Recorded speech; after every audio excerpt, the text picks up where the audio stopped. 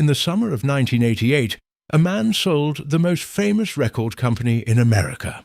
He was paid $61 million for the company that released My Girl. 5 years later, the same company was sold again for a great deal more, which makes him, on the face of it, a man who sold far too early. He had, however, kept something back out of the sale. Nobody photographed it because it was a filing cabinet. Homo Spendens, number 8, The Songs. In 1959, Gordy borrowed $800 from his family. He'd been working on a car assembly line, fitting trim to Lincolns as they went past. He bought a house on West Grand Boulevard in Detroit and put a studio in the back. Over the door he wrote Hitsville, USA, which at that point was a forecast. Then he built, inside the house, the only thing he had ever watched being built properly. He built an assembly line. Raw material went in at one end and a finished object came out of the other. There was quality control. There were Friday meetings where records were rejected to their makers' faces. There was a rule that a record could not leave the building if the room went quiet. The objects coming off the line were songs, and the line ran for about 13 years. Off it came the Supremes, the Temptations, Marvin Gaye, Smokey Robinson, and Stevie Wonder. The building had a kitchen, a front room, and more talent in it than most countries. By the middle of the 60s, the house was releasing a national hit roughly every fortnight, which is an absurd sentence, so it is worth going through it again more slowly. A house on a residential street in Detroit every fortnight, and in that first year, in that same house, he had also started a second company.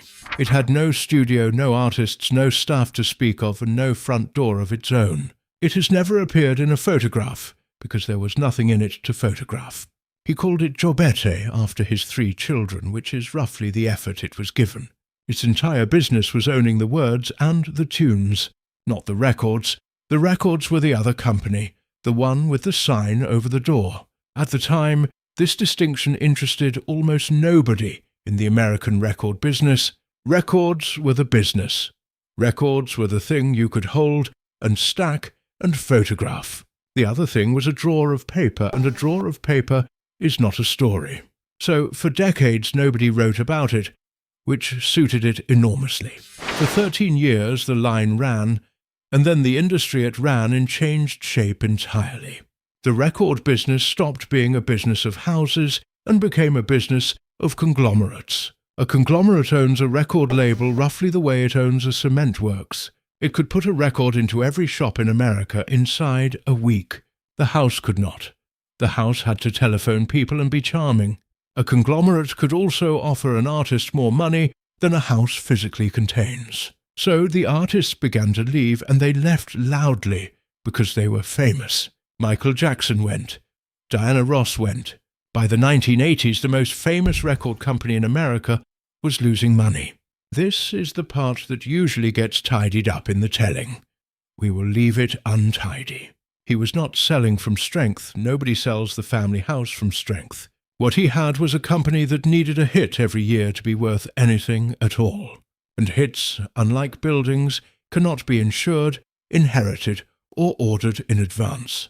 You cannot put a hit on a shelf in November and take it down again in March. An independent in that decade had very few options, and none of them were fast. He had nearly sold once already and walked away over the use of his own name. In June of 1988, he sold Motown Records. The buyers were a Hollywood studio and an investment firm, which is how these things are done. They paid $61 million. They bought the name, the logo, the artists under contract, and every recording. They bought, in short, everything that anyone had ever taken a photograph of. He kept the film and television business, which we shall not mention again, and he kept the other company, the one with the words and the tunes in it. Every newspaper reported the $61 million, because it was in the announcement. No newspaper in America reported the draw. Why would a man sell the company and keep the paperwork? Put like that, it sounds like being paid to leave and taking the stationery. It is closer to selling a farm and keeping the field. Here is the part nobody explains, on the assumption that everybody already knows it. When you hear a song, you are hearing two things at once, owned by different people. The first is the recording, that performance by those musicians in that room on that day. Somebody paid for the studio, the tape and the players, and that somebody owns it forever. The second thing is the song underneath the recording, the words and the tune. That belongs to whoever wrote it, and to a publisher who did not write it. The recording and the song earn in different ways, and for very different lengths of time. A recording earns when that recording is sold, or streamed, or played on a radio. A song earns whenever anybody, anywhere, does anything with it. If a wedding band plays it badly, the song earns. The recording earns nothing. It was not invited to the wedding. If a film uses it, the song earns. If an advert uses it, the song earns. If a singer in another country records her own version, the song earns. If a supermarket plays it at 7:30 in the morning, the song earns. And crucially, the song keeps earning while doing nothing at all. It has already done the work. It did the work once, in a house in Detroit. After that it waits and collects and needs neither a marketing department nor a lorry. It does not tour. It does not have opinions. It cannot be poached by a rival. It sits there being a song people want, which turns out to be an entire business. More than 15,000 of them were sitting in that drawer. Which brings us to the only genuinely awkward question in this episode. If the songs were the valuable part, then who made them? They were written by staff writers, on salary in the house, to a schedule. There was a quota.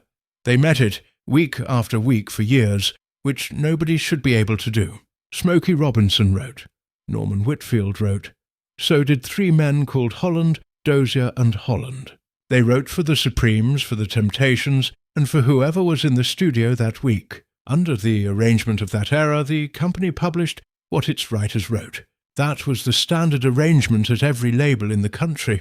In 1968, that arrangement became a serious disagreement.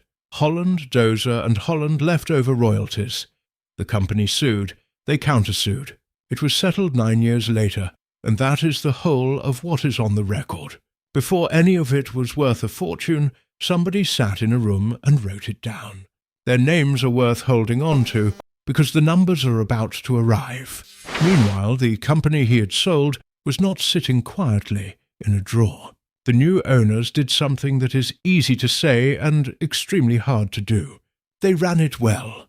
They put a man called Gerald Busby in charge, and he went and signed new artists. Before long, the label was back at the top of the American soul chart. Then it signed 4 young men from Philadelphia who sold records by the freight container. And in the August of 1993, the new owners sold Motown to Polygram for $301 million, which is close to 5 times what they had paid for it. So the obvious conclusion arrives, and most tellings of this story stop right here. He sold at the bottom. Somebody else did the work and collected the money. It is a tidy conclusion. It has a moral. It fits on a plaque.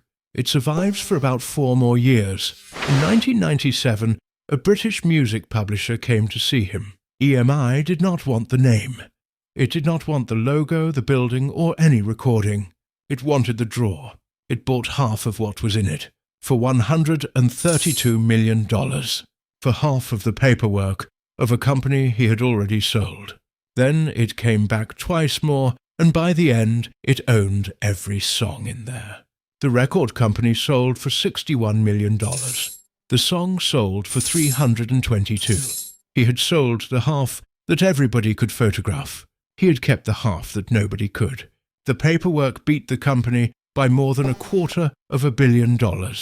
The plaque, unfortunately, will have to be rewritten. In 1997, EMI had bought something else besides half the songs. It had bought the right to come back for the rest, at a price set by a formula. The formula was a multiple of what the songs were actually earning, which meant that the longer he waited, the more expensive the remainder became. The first half of that catalogue went for $132 million. The rest went for $190.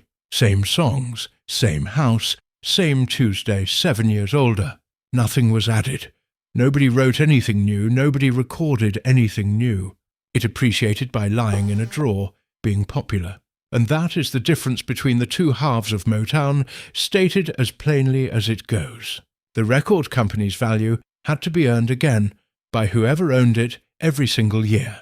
New artists, new hits, new money, an entirely new man in charge. The song's value was earned once, in the 1960s, and never had to be earned again.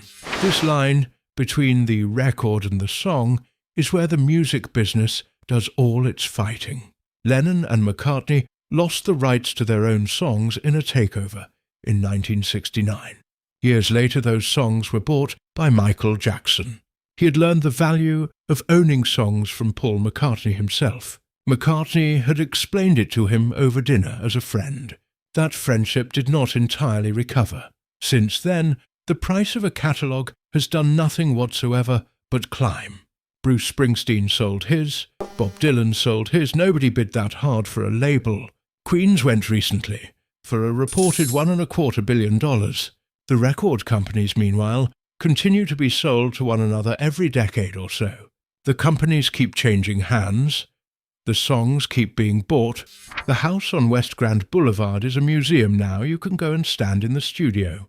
The logo belongs to a corporation, as most logos eventually do. The recordings belong to whoever bought them last, and one day they will be sold again. And the songs went, in the end, to a publisher in London, in installments. They are earning this morning. Somewhere a supermarket is playing one right now. The species has always been very good at valuing the thing it can see. It values the building, the sign over the door, and the name printed on the record. It has never once been any good at valuing a drawer. Homo Spendens, still buying the sign over the door. It will be fine, probably.